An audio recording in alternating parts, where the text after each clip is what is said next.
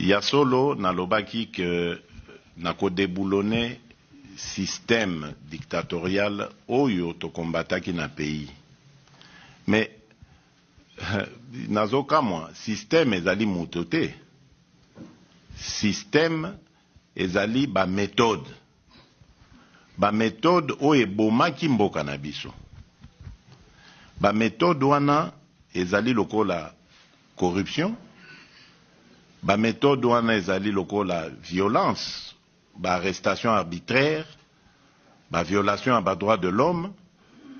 Motoza alobi opinion na ye po esepeli si bakonzite bakangiye voire babomiye. Moto asengi a informé que arosala marche pe pacifique amemi mandoki na maboko te babete masasi akufi baka eze belé na mboka na biso.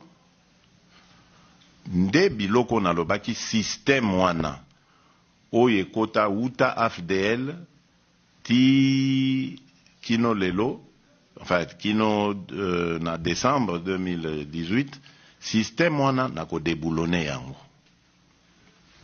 po bokonzi onga na ngi na kotisa na Congo ezali bokonzi ya koboma bana mboka te, ezali bokonzi ya koyiba mboka te, ezali bokonzi ya kotonga mboka, ya kokotisa kimia pe bolingo kati ya bakongole.